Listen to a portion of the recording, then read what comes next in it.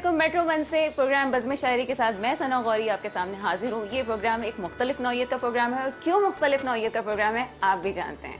इस प्रोग्राम में हम लाते हैं मुख्तलिफ आप अदबी शख्सियात को जिनसे आपका तारुफ करवाते हैं। वो शख्सियात जो हैं उनका ताल्लुक़ पाकिस्तान से है और पाकिस्तान में रहते हुए और पाकिस्तान से बाहर मुल्क का नाम रोशन कर रहे हैं, अदबी खदमात अंजाम दे रहे हैं, मुख्तलिफ चैरिटीज़ से भी उनका ताल्लुक़ रहता है और इसी तरह से मुल्क के लिए वो मुख्तलिफ शोबों में कारकर्दगी दिखा रहे हैं। आज भी एक ऐसे ही मेहमान मेरे साथ मौजूद हैं, नासिर मारूफ साहब। नासिर मारूफ साहब जो आए हैं हमारे पास वो मस्कत से आए हैं और इनके साथ एक गुफ्तगू का सिलसिला जारी रहेगा। आइए मिलते हैं। नासिर मारूफ साहब कैसे हैं? अस्सलाम वालेकुम। जी वालेकुम सलाम। अल्लाह का शुक्र है। जितना तारुफ करवाया बहुत सारे पाकिस्तानियों के हवाले से और जो है अच्छा लगता है जब बाहर लोग जाते हैं और काम करते हैं मुल्क के लिए, मुल्क का नाम रोशन करते हैं और बाहर रहने वाले पाकिस्तानियों के लिए भी काम कर रहे होते हैं, पाकिस्तान के लिए दर्द रख रहे होते हैं। कैसा लगता है मुल्क से दूर रहना? जी फर्स्ट ऑफ ऑल तो पहले तो मैं आपका चैनल का और आपके तमाम जो हमारे अहबाब हैं उनका शुक्रिया अदा करना चाहता हूँ जिन्होंने मौका फराहम किया। और उसके बाद ये कि जो लोग बाहर रहते हैं, बाहर रहना तो एक तरह से किसी नेमत से कम नहीं है, लेकिन उसके साथ साथ मुल्क से दूरी का भी एहसास होता है। जैसे कि हमारे लोग वहाँ पे रहते हैं तो वो सारे मुल्क के लिए हर वक्त सोचते रहते हैं और उनकी फीलिंग जो यहाँ रहते हैं उनसे भी कई गुना बेहतर होती है। हमेशा उनके ज़हन में एक ही सवाल होता है, वो है पाकिस्तान। ठीक है, यानी कि आप ये समझते हैं कि वहाँ का जो पाकिस्तानी है वो ज़्यादा सेंसिटिव हो जाता है पाकिस्तान के मामलात के लिहाज से जितना यहाँ का पाकिस्तानी सेंसिटिव है? जी बिल्कुल, आप सही कह रहे हैं। जो वहाँ के पाकिस्तानी हैं जो पाकिस्तान के बारे में सोचते हैं तो उनके पास मखसूस टीवी चैनल होते हैं जो यहाँ की चीज़ें दिखा रहे होते हैं, तो जो नज़र आ रहा होता है उस हवाले से वो बहुत ज़्यादा फ़िक्रमंद होते हैं। कभी कभी हमारे चैनल और ख़ासकर मीडिया वाले बहुत सारी चीज़ों को बढ़ा चढ़ा के जो है ना पेश करते हैं, तो बहरहाल यहाँ की निस्बत बहुत ज़्यादा सेंसिटिव होते हैं बाहर रहने वाले। सही, यानी कि जो अगर न्यूज़ आती है मीडिया पे बाज़ औक़ात खबरें चल रही होती हैं तो उससे एकदम से जो है बुरा इम्पैक्ट भी पड़ रहा होता है, तो आप जब बाहर जाते हैं लोगों से डील करना भी मुश्किल हो जाता होगा। जी बिल्कुल, आप सही कह रही हैं। बल्कि हम जिस खासकर जीसीसी में रहते हैं वहाँ होता ये है कि पाकिस्तान, इंडिया, बांग्लादेश के लोग काफ़ी तादाद में होते हैं और आजकल तो हमारे वहाँ के जो लोकल हैं मतलब अरबिक लोग हैं वो भी उर्दू को और हिंदी को अच्छी तरह से जानते हैं, बात कर सकते हैं। और हमारे पाकिस्तान में जब इस तरह का कोई भी इशू होता है तो वो हमसे सवाल करते हैं कि फ़लाँ शहर में ये हो गया, फ़लाँ सूबे में ये हो गया, आपका ये मसला है, आपका वो मसला है, तो उस वक्त हम लोगों को बहुत ज़्यादा तकलीफ़ होती है। अच्छा, मुझे ये बताइए कि पाकिस्तान के लिए तो आपने कहा कि होती है, एक फीलिंग होती है, ओवरसीज़ पाकिस्तानी के लिए किस तरह से आप लोग काम कर रहे होते हैं? एक्चुअली मैं वहाँ एक इदारा है पाकिस्तान सोशल क्लब के नाम से जो कि पाकिस्तानियों की नुमाइंदगी करता है। वैसे तो वहाँ पे 3 इदारे हैं जो मतलब पाकिस्तान की नुमाइंदगी करते हैं। पाकिस्तान एम्बेसी वहाँ है, पाकिस्तान स्कूल है और Pakistan social club. Pakistan social club से एक पूरी बॉडी है, मतलब उसके एक इलेक्शन होते हैं प्रॉपर तरीके से, वहाँ लोग मुंतखब होके आते हैं। तो जब वो मुंतखब होके आते हैं तो फिर बहुत सारी उन पर जिम्मेदारियाँ होती हैं। जो डायरेक्टर हैं, मतलब ये बॉडी, इसमें कुल 12 डायरेक्टर होते हैं, तो फिर वो 12 लोगों के पास मुख्तलिफ काम होते हैं। वेलफेयर का होता है, कल्चर का होता है। तो हम लोग पाकिस्तान के जितने त्यौहार हैं सारों को वहाँ पे मनाते हैं और ये जिम्मेदारी हम लोगों पे ही होती है कि हम अपने लोगों को वहाँ इंटरटेन करते हैं। यानी कि आपने ओवरसीज़ पाकिस्तानियों के लिए ख़ास जो है वो इदारा वहाँ पे कायम है और वहाँ के लोगों को एंटरटेन भी कर रहे हैं, आप कल्चर के लिहाज से भी काम कर रहे हैं, पाकिस्तानी स्कूल्स भी, यानी कि काफ़ी काम है वहाँ पे जो आप लोग कर रहे हैं। जी बिल्कुल, बहुत सारा काम है वहाँ करने के लिए और वहाँ करना इसलिए भी ज़रूरी है कि जिन लोगों की फैमिलीज़ वहाँ पे, बच्चे वहाँ पे, उन्हें पाकिस्तानी कल्चर के साथ जोड़े रखना, पाकिस्तानी त्योहारों के साथ जोड़े रखना ये बड़ी बात है। अगर हम लोग ये नहीं करेंगे तो फिर आने वाले टाइम में, आने वाले वक्तों में जो हमारे वहाँ पे बच्चे हैं, जो छोटे बच्चे हैं जो मतलब पाकिस्तान से दूर हैं, उन्हें पता ही नहीं चलेगा कि पाकिस्तान में क्या होता है और क्या नहीं। अच्छा, एक बात मुझे बताइए ना साहब, एक फैंटेसी लगती है बाहर मुल्क में जाना, क्या इतनी ही फैंटेसी है, इतना ही रोमानवी माहौल है कि वहाँ जाएंगे और सोने के सिक्के पड़े हुए होंगे और कमा के ले आओ? मैं अक्सर और भी कुछ चैनल पे ये बात कह चुका हूँ, आज रिपीट कर रहा हूँ कि ऐसा कुछ नहीं है जैसा कि हमारे लोग सोचते हैं। हमारे लोग एक्चुअली जो यहाँ रहते हैं वो सोचते हैं जब बाहर से आता है तो एक बंदा सूटेड बूटेड होता है, अच्छा परफ्यूम होता है, अच्छी घड़ी होती है, सारी चीज़ें होती हैं, लेकिन वो यहाँ 1 महीने या 1 हफ्ते के लिए आता है। वो उसके काम की नोयत से वाकिफ़ नहीं होते, उन्हें पता नहीं होता कि वो किस तरह का वहाँ पे काम कर रहे हैं। होता ये है कि वो बेचारा वहाँ अगर कुछ लेबर क्लास का है तो वो पूरा 11 महीने वहाँ दिन रात एक करके काम कर रहा होगा और उसके बाद जाके कहीं उसे 1 महीने की छुट्टी मिलेगी। अगर वो 1 महीने की छुट्टी में आएगा या साफ सुथरे कपड़े पहनेगा तो लोगों को 1 महीना याद रहेगा। और हमारे लोगों में खासकर बैकवर्ड एरिया में और देहातों में ये होता है कि अगर कुछ मतलब एक बंदे ने अच्छे कपड़े पहने हैं और इस तरह का कुछ है तो वो ये सोचते हैं कि यार बाहर वाकई दरख्तों के साथ पैसा लगा हुआ है। यहाँ लोग अपना घर बेचते हैं, ज़मीनें बेचते हैं, प्रॉपर्टी बेचते हैं और बाहर आते हैं। जब बाहर आके देखते हैं तो उनकी ये ख्वाहिशें पूरी नहीं होती, वहाँ पूरा माहौल चेंज होता है, वहाँ मंजरनामा बिल्कुल बदल चुका होता है।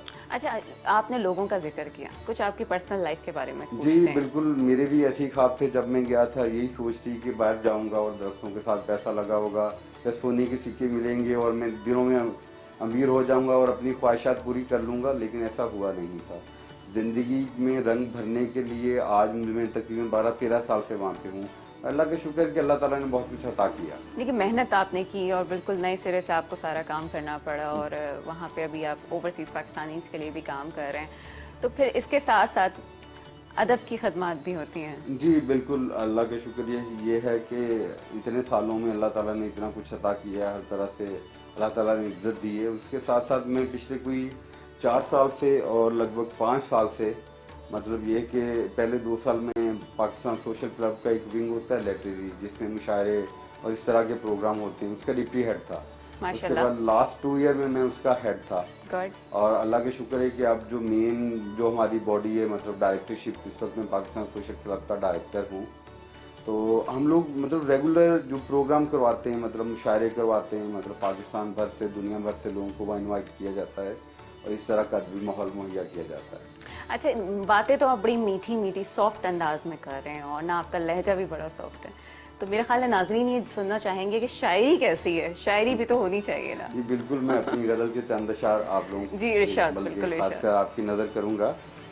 बेमैनी से लफ्ज़ों जैसे लगते हैं, बेमैनी से लफ्ज़ों जैसे लगते हैं, चेहरे सूखे पत्तों जैसे लगते। क्या कहने, बहुत खूब, बहुत खूब, बहुत खूब। बेमैनी से लफ्ज़ों जैसे लगते हैं, चेहरे सूखे पत्तों जैसे लगते हैं, जिन पे गर्द की चादर फैली जाती हो, जिन पे गर्द की चादर फैली जाती हो, इंसान उन तस्वीरों जैसे लगते हैं। क्या कहने, बहुत खूब, बहुत खूब। बहुत शुक्रिया। तेरी आंखें झीलों जैसी लगती हैं, तेरी आंखें झीलों जैसी लगती हैं, तेरे गैसू रातों जैसे लगते हैं। वाह वाह। शहर की वुसअत में फैले ये लाखों घर, शहर की वुसअत में फैले ये लाखों घर, पूरी रात जजीरों जैसे लगते हैं। क्या कहने, बहुत खूब, बहुत खूब। दिल करता है उनके पहलू में बैठे, दिल करता है उनके पहलू में बैठे, लोग पुराने पीरों जैसे लगते हैं। क्या कहने, बहुत खूब, बहुत खूब, बहुत शुक्रिया। बेमैनी से लफ्ज़ों जैसे लगते हैं, चेहरे सूखे पत्तों जैसे लगते हैं। यानी कि हमारा अंदाजा ठीक था, जितने जो है सॉफ्ट स्पोकन आप हैं, इतनी आपकी शायरी में जो है हमें सॉफ्टनेस नजर आई है। ये कैसे पता चला, कब अंदाजा हुआ कि जी मैं भी कह सकता हूँ और लफ्ज़ खूबसूरत है? एक्चुअली ये आप कह रहे हैं कि ये जरासीम तो बचपन से ही पाए जाते थे और फिर वक्त के साथ साथ पता ही नहीं चला कि कब ये इतने मजबूत हो गए और कब पता ही नहीं चला कि पहला शेर कब कहा। मेरा ख्याल है मैं जब स्कूल लाइफ में था तो तब से लिख रहा हूँ कुछ ना कुछ। इसे उस वक्त उसे शेर का नाम तो नहीं दिया जा सकता, लेकिन ये है कि कुछ ना कुछ लिखने की आदत आज यहाँ तक ले आई है। बहुत अच्छा लग रहा है नासिर साहब आपसे बात करना, गुफ्तगू करना, लेकिन हमारे प्रोग्राम में जो है वक्फे की बड़ी ज़रूरत होती है। वक्फा हमारे लिए भी एक सांस की हैसियत रखता है। आप भी थोड़ा सा रेस्ट कर लीजिए, लेकिन वक्फे के बाद आपसे मुलाकात होगी, हमारे साथ रहिएगा। वक्फे के बाद आपके सामने हम हाजिर हैं, हमारे साथ मौजूद है नासिर मारूफ साहब। और जब वक्फा होता है तो हमारी छोटी मोटी चिट चैट चलती रहती है, कुछ बातें और भी होती हैं जो आपके सामने नहीं हो रही थी, लेकिन हाँ, जो बातें अहम होती हैं हम ये चाहते हैं कि प्रोग्राम जैसे ही स्टार्ट होगा तो हम आपके सामने शेयर करेंगे। प्रोग्राम से हम जब वक्फे पे हम गए थे तो हम बात कर रहे थे कुछ किताबों की, और मुझे ये पता चला जो अब तक नहीं पता चला, नासिर मारूफ साहब के 2 मजमूए कलाम भी जो हैं वो आ चुके हैं। इसी हवाले से बात करते हैं। इतना सब कुछ कर रहे हैं और किताबें भी आ गई हैं, तो कब ये किताब का सिलसिला शुरू हुआ? पहली किताब कब आई थी, उसका नाम क्या है? दूसरी किताब कब आई थी, उसका नाम क्या है? जी, पहली किताब मेरी 2008 में आई थी, तेरी आरज़ू रही, और उसके तकरीबन 2 साल के बाद दूसरी किताब आई थी, अपने ज़ख्म मुझे दे दो। लेकिन उसके बाद ये सिलसिला रुक गया क्योंकि उसके बाद कुछ बाहर के मसाइल और कारोबारी कुछ इस तरह के मतलब अदब के लिए टाइम थोड़ा कम होता गया और एक तरह से दुनियादारी में ज़्यादा फंसते गए, तो मेरी 2 ही किताबें आई, अभी मेरे पास एक पंजाबी अच्छा, किताब आप का तो ऐसे मसौदा कह है। रहे हैं कि 2 ही किताबें, आप जो बात कर रहे हैं उसको हम कंटिन्यू करेंगे। मुझे एक बात याद आ गई, एक खातून को भी मैं जानती हूँ जिनकी 60 किताबें आएंगी, तो कैसा किताबों की दौड़ होनी चाहिए? नहीं, मेरे ख्याल में किताबों की दौड़ नहीं होनी चाहिए। हम लोगों का अलमिया ये है कि हम लोग क्वांटिटी के पीछे भाग पड़े हैं। हम लोग ये नहीं सोचते कि उसके अंदर क्या है। अगर मैं नहीं जानता उस खातून की जिनकी 60 किताबें हैं या 70 किताबें हैं, लेकिन प्रॉब्लम ये है कि अगर आप उठा के उन 60 को देख लेंगे और किसी मुस्तनिद शायर के पास वो सारी किताबें लेके जाएंगे तो बड़ी मुश्किल से 60 में से एक किताब की भी शायरी नहीं निकलेगी। तो ये इस तरह का अलमिया हमारे खासकर नए लोग आने वाले, वो होता ये है कि अभी 20 लाख की आबादी में 500 किताब छपवा ली जाती है। 500 किताब में किसी अच्छे शायर के पास पहुंच ही नहीं पाती। 500 किताब वो होती है जो आप अपने रिश्तेदारों में बांट के तो खुश हो जाते हैं। अपने आप को मतलब आप अपने आप को शायर मनवा लेते हैं कि जी सब रिश्तेदारों को पता है कि बुक आ गई। हमारा अलमिया ये है कि हम लोग किताबों के पीछे भाग रहे हैं। शायरी बहुत पीछे छोड़ गए हैं हम लोग, अदब को बहुत पीछे छोड़ गए हैं। एक दूसरे की इज्जत और ख़ासकर जो सीनियर शोरा हैं उनको उनकी हमारी नज़र में अब आजकल जो नए आने वाले हैं वो अपने आप को जो ना मीर गालिब से कम समझते ही नहीं है। तो मेरी उन लोगों के लिए है कि कम से कम खुदारा पहले पढ़ लें, पहले कम से कम पढ़ लें। लिखने के लिए पूरी ज़िंदगी पड़ी हुई है। अच्छा, यानी कि जो किताबों की जो दौड़ है उसको मद्देनज़र नहीं रखना चाहिए। बहरहाल जिसका कलाम अच्छा है उसको लाना भी चाहिए और काम भी करना चाहिए। लेकिन आपने नौजवानों को ये पैगाम दिया कि पहले जो है वो उसको अच्छी तरह जांच लें और अपने कलाम को देख लें कि आप उसको काम कर भी सकते हैं कि नहीं कर सकते, उसके बाद जो है वो मार्केट में लेके आएँ।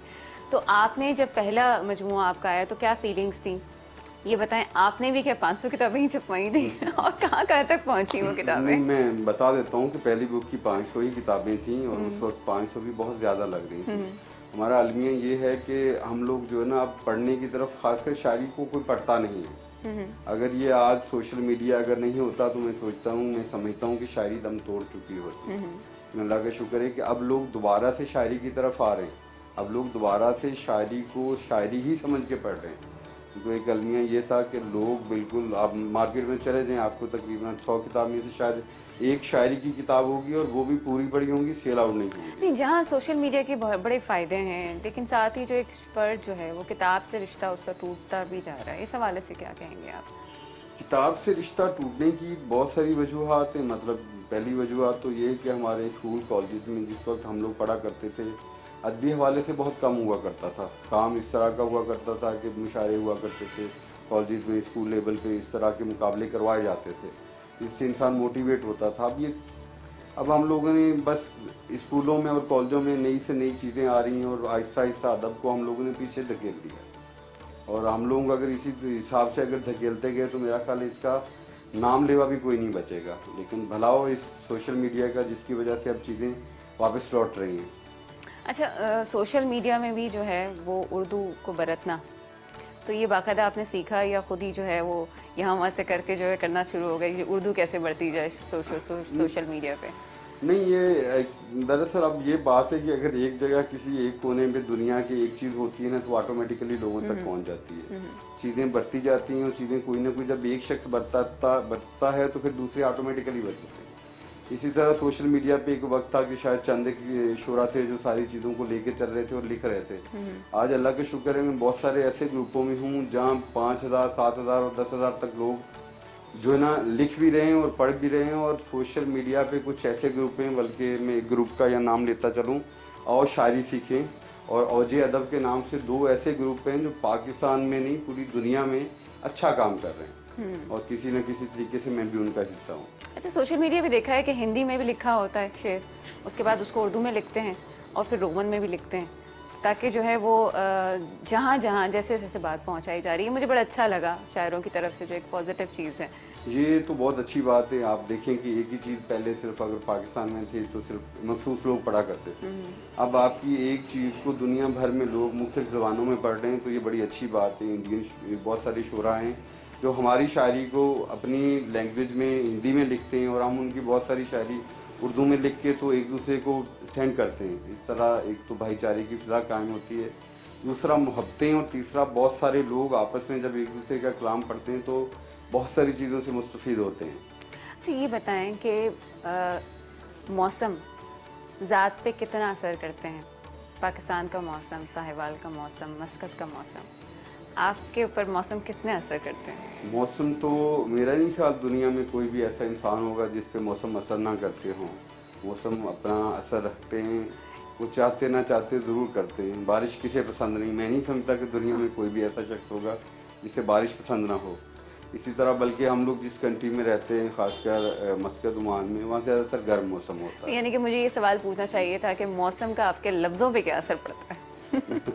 आप सही कह रही हैं। एक्चुअली जब मौसम अच्छा होता है तो आपके अंदर का भी मौसम अच्छा होता है। जब अंदर का मौसम अच्छा होता है तो शायरी खुद निकलती है। मतलब आपको कोई करने की ज़रूरत नहीं पड़ती। मौसम आप पे असरअंदाज होते हैं। आप जब मौसमों के जब ज़ेरे साया होते हैं तो ऑटोमेटिकली चीज़ें निकलना शुरू होती हैं। अच्छा, हम डिजिटल मीडिया की बात कर रहे थे और हमने जो है बात, एक लफ्ज़ आपने कहा सफाई करताज पे उतार दिया जाता है। तो जब आप आउटिंग पे होते होंगे, मौसम भी सुहाना होता होगा, फ़ौरन से कुछ ख्याल आया तो सेल फ़ोन हाथ में होता होगा और आप उस पर जो है फ़ौरन लिखते होंगे, या बाकायदा जो है कलम और कागज़ की ज़रूरत होती है? नहीं, अब मेरा नहीं ख्याल कि कलम और कागज़ की ज़रूरत पड़ती होगी। कम से कम मुझे तो नहीं पड़ती। मैं ड्राइव कर रहा हूँ, मैं समंदर किनारे हूँ, मैं कहीं भी हूँ, तो मोबाइल जैसी नेमत आपको मुयस्सर है। आप इसमें टाइप कर सकते हैं, लिख सकते हैं, रिकॉर्ड कर सकते हैं। तो मतलब ये आपका पूरा, जिसे हम पहले ज़माने में बस्ता कहते थे, पूरा बस्ता आपका मोबाइल में आ चुका है। आपको कहीं भी किसी चीज़ की ज़रूरत नहीं है। ये सारी बातें तो हैं, लेकिन ये मुझे बताएं कि अभी जो पाकिस्तान की सियासत है और जो आप देखते हैं, जैसे हम शुरू में प्रोग्राम के स्टार्ट में थोड़ी सी हमने मीडिया के ऊपर बात की, अब हम सियासत पे थोड़ी सी बात करते हैं। तो क्या लग रहा है आपको, बेहतरी आ रही है और अब तो नई गवर्नमेंट भी है, तो कैसा लगता है ये सब कुछ आपको? मैं सियासत के बारे में ज़्यादा तो कुछ नहीं कहूँगा, लेकिन एक आम पाकिस्तानी की हैसियत से ये ज़रूर कहूँगा कि जो हम लोग होते हैं ना, खासकर जो बाहर रहने वाले, हमारी नज़र 24 आवर पाकिस्तान की तरफ लगी रहती है। खासकर जब खबरें चल रही होती हैं तो कोई प्रोग्राम नहीं देखें लेकिन खबरें ज़रूर देखते हैं। और जहाँ तक रही इस नई गवर्नमेंट की बात, तो हमारी दुआएं इनके लिए कि अल्लाह करे कि हम मुल्क के लिए कुछ कर सकें, इस पाक वतन के लिए कुछ कर सकें। और अगर हम कुछ नहीं कर पाए तो फिर बहुत मायूसी होगी। जब ओवरसीज़ पाकिस्तानीज़ को जो है वोट का हक नहीं दिया गया था और कुछ लोग यहाँ पाकिस्तान आए और वोटिंग का हिस्सा भी बने पूरे निज़ाम का, तो आपको ऐसा लगा कि मुझे भी पाकिस्तान जाना चाहिए, मैं भी वोट कास्ट करके आऊँगा? जी बिल्कुल, हम बताते हैं, हमने इस दफ़ा काफ़ी ज़्यादा वहाँ पे वर्क किया था। खैर मैं तो नहीं आ सका, लेकिन हमने बहुत ज़्यादा लोगों को मोटिवेट किया कि जाएं, अपना वोट कास्ट करें, भले किसी को भी करें, लेकिन अपना हिस्सा ज़रूर डाल के आएँ। होता ये कि हम लोगों का प्रॉब्लम ये कि हम लोगों के वहाँ के मामला को कोई यहाँ लोकल गवर्नमेंट समझ नहीं सकती उस तरह से। जिस तरह से चीज़ों को होना चाहिए उस तरह से नहीं होता। लेकिन इस दफ़ा अब अल्लाह के शुक्र है हमें ये हक मिल रहा है और हम लोग बहुत ज़्यादा खुश हैं कि हम लोग वोट कास्ट कर सकेंगे और अपना हिस्सा इसमें डाल सकेंगे। अच्छा, वहाँ जो नौजवान तबका होता है जो कि पाकिस्तानी हैं या पाकिस्तानी घरों में पैदा हुए हैं और अब जो है पढ़े लिखे भी हैं, और जाहिर सी बात है नौजवान लोग जो हैं उनमें टेक्नोलॉजी से भी बहुत करीब होते हैं, तो क्या ऐसी वो मंसूबे लेके आते हैं जो आपकी कम्युनिटी में शेयर भी हो रहे होते हैं कि जिससे आप इस्तेफादा हासिल कर सकें? जी बिल्कुल, बहुत सारी चीज़ें हो रही हैं और बाहर रहने वाले पाकिस्तानी जो इन चीज़ों की ख़ुसूसी तवज्जो देते हैं, ख़ासकर पाकिस्तानियत के हवाले से। बहुत सारे ऐसे प्रोजेक्ट हैं हमारे स्कूलों में, पाकिस्तान स्कूल मस्कत में काफ़ी सारे ऐसे बच्चे हैं जो नए नए आइडियाज़ लेके आते हैं। इवन जो टीचर हैं वो भी बहुत मेहनत कर रहे हैं। इवन हमारी एम्बेसी का बड़ा पॉजिटिव रोल है उसमें। वहाँ के जो प्रोग्राम्स हैं, जो सारी चीज़ें हैं, मतलब ये कि और इस वक्त हमारे जो वहाँ पे मुतल्लिका सफ़ीर हैं अली जावेद साहब बहुत ज़्यादा मेहनत कर रहे हैं बहुत सारी चीज़ों पे। और पहली दफ़ा काफ़ी टाइम के बाद हमें कुछ इस तरह की शख्सियत मिली है जो काम के लिए इतना संजीदगी के साथ, मतलब इतनी तवज्जो के साथ काम कर रहे हैं। और हम चाहते हैं कि आगे भी इस तरह के मामलात रहेंगे, और ख़ासकर अगर इस तरह के लोग अगर आगे भी आते रहेंगे तो हमारे लोकल लोगों को बहुत ज़्यादा सपोर्ट मिलेगी। अच्छा, इतना बिजी रहते हैं, कभी मस्कत से बाहर भी मुशायरों में हिस्सा लिया या दिल चाह रहता है कि वही जाया जाए और वहाँ पे भी हो ये सिलसिला सारा? जी अल्लाह का शुक्र है, मैं दुनिया में काफ़ी सारी जगहों पे मुशायरे पढ़ चुका हूँ। पाकिस्तान के साथ साथ मैं स्पेन में पढ़ चुका हूँ, जर्मनी में पढ़ चुका हूँ, नॉर्वे में पढ़ चुका हूँ, अल्लाह का शुक्र है। और जीसीसी में तो खैर चलता रहता है, वो तो पास है, मतलब दुबई है या कतर है, बहरीन है, तो ये तो हमारे बिल्कुल साथ हैं। बल्कि हम बहुत सारी तंजीमें मिल के कुछ नया करना चाह रहे हैं, बल्कि पाकिस्तानियत के हवाले से कुछ ऐसी तंजीम की बुनियाद डाल रहे हैं जो कि पूरे जीसीसी में एक ही हो और पूरे पाकिस्तान की नुमाइंदगी करे। आप मुतमईन हैं जो प्रोग्राम हो रहे हैं इस वक्त, जो अदब की खदमात हो रही हैं और बहुत से लोग, बहुत से पाकिस्तानी हमें बताते हैं, जैसे ऑस्ट्रेलिया से भी बहुत से सहाफ़ी हैं, हजरात हैं जो कि हमें बताते हैं, शायर हजरात हैं जो के प्रोग्राम्स हो रहे हैं बाकायदा, अमेरिका में भी हो रहे हैं, इसके अलावा और बहुत सी जगह हैं जहाँ पे किए जा रहे हैं। तो आप मुतमईन हैं ओवरऑल इन सारी एक्टिविटीज़ से? मैं अपनी पर्सनल राय दूंगा कि मैं उस हवाले से तो मुतमिन नहीं हूँ, क्योंकि हमारे यहाँ होता ये है कि एक मखसूस लोग हैं जो बाहर बुलाए जाते हैं, गिने चुने पाकिस्तान से 15 या 20 लोग हैं जो हर जगह दुनिया में आपको नज़र आएंगे। तो मैं इस वजह से थोड़ा सा इनके खिलाफ हूँ। क्या पाकिस्तान में टैलेंट की कमी है या इन 15-20 लोगों के अलावा कोई नाम नहीं है? हमें थोड़ा सा ये अपना जो है ना किबला दुरुस्त करना होगा कि हमें जो इन 15-20 के अलावा नाम है उनको भी प्रमोट करना चाहिए। बहुत अच्छी बात है। इंडिया में ऐसा आप देखें कि हमारी निस्बत कम से कम 100 गुना ज़्यादा शोरा है। हालांकि कलाम में अल्हम्दुलिल्लाह पाकिस्तान अपनी मिसाल आप है, लोग पूरी दुनिया में माना जाता है, लेकिन हमें ये थोड़ा सा चेंज करना होगा। जो बुजुर्ग शायर हैं जो अभी तक भी अपने आप को नौजवान गिनते हैं, हम तो खैर उनकी नज़र में आप बच्चे हैं, कल भी थे और आज भी हैं और आगे भी रहेंगे, लेकिन उनको थोड़ा सोचना होगा कि दूसरे लोगों को मौका देना चाहिए। तो पीछे एक अल्लाह के शुक्र एक बहुत सारे शोरा बैठे हुए हैं, उनको मौका देना चाहिए। कितनी पॉजिटिव सोच है आपकी कि चूँकि आपने लोगों को देखा, अपने बड़ों को भी देखा, उनकी खामियों को भी देखा, अच्छाइयों को भी देखा, तो यकीनन आपके बाद जो लोग आ रहे हैं आप उनके लिए भी रास्ता निकालेंगे। और यकीनन मुझे लगता है कि जब आप सोशल मीडिया पे भी देखते होंगे नौजवानों को, तो उनके भी गाइड करते होंगे, उनके लिए भी अच्छा कुछ सोचते होंगे किस तरह से होना चाहिए। जी बिल्कुल, मैं बल्कि बहुत सारे मैं पाकिस्तान में जितने शोरा हैं इकराम में तकरीबन पढ़ता हूँ उनको। ख़ासकर मुझे वो लोग ज़्यादा अच्छे लगते हैं जो मतलब किसी गांव देहात में बैठे हुए हैं, किसी छोटे शहर में बैठे हुए हैं।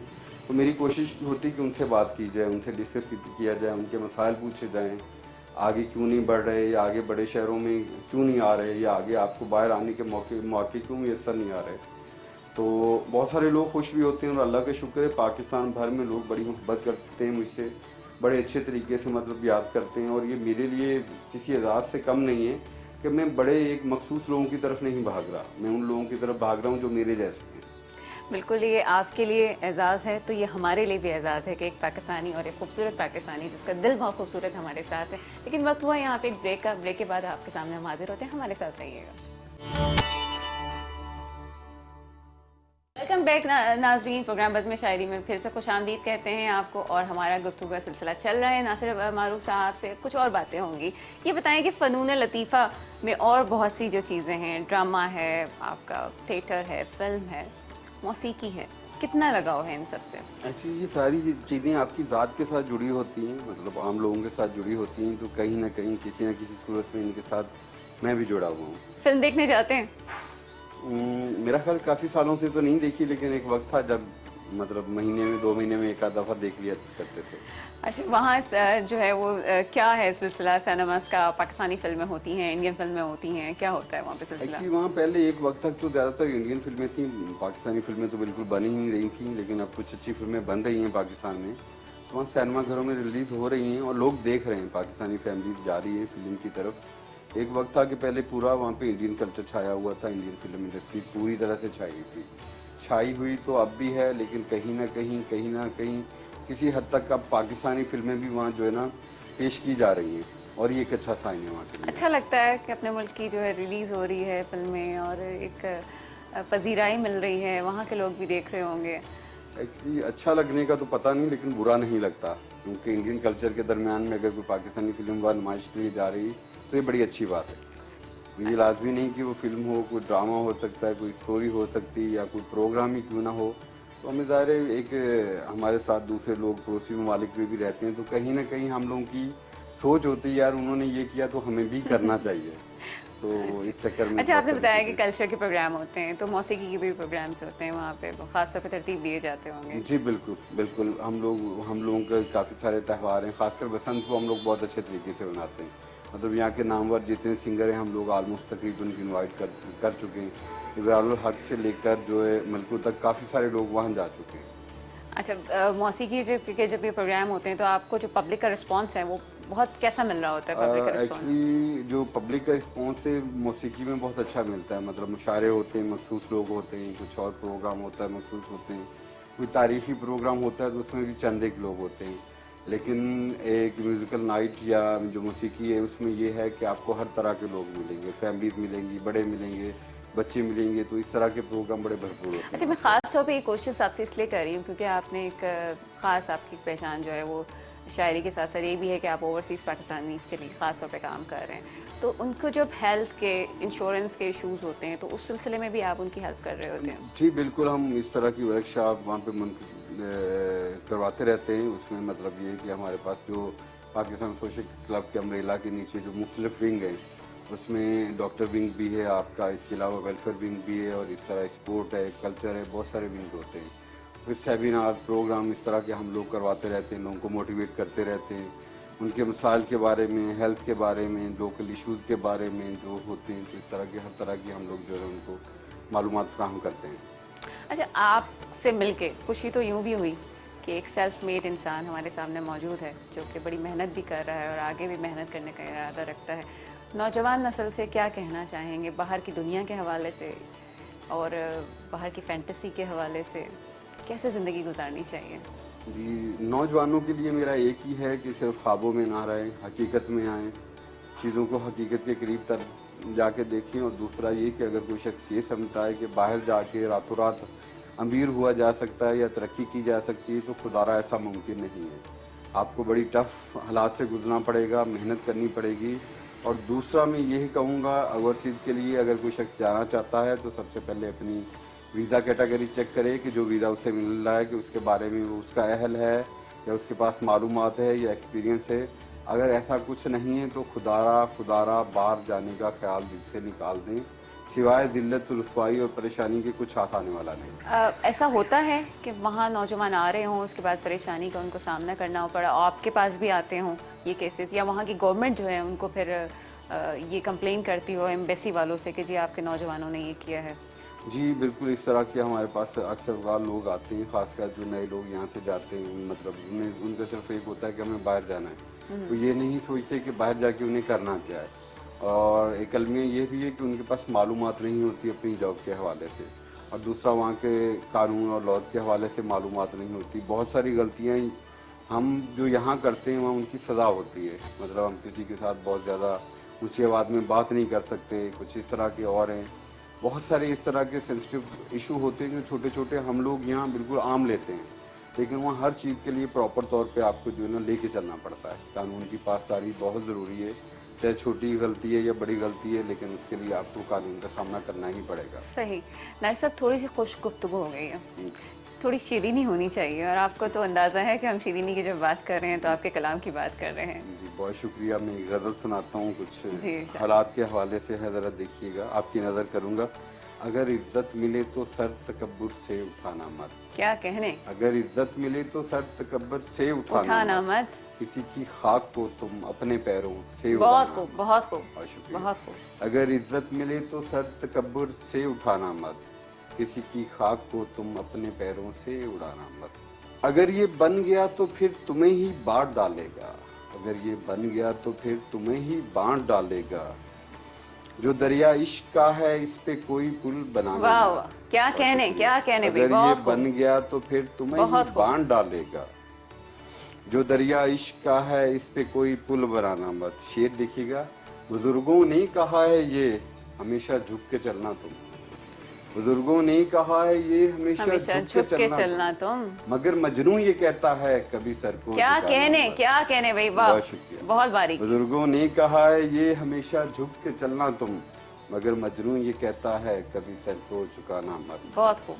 ये परदेसी यहाँ पर मुद्दतों के बाद आए हैं, मोहब्बत से इन्हें मिलना कभी इनको सताना मत। वाह, बहुत आखिरी शेर देखिएगा, दुआ जैसा असर होता है ना सिर्फ बद दुआ में भी, दुआ जैसा असर होता है ना सिर्फ बद दुआ में भी, किसी सूरत भी दुनिया में किसी का दिल दुखाना मत।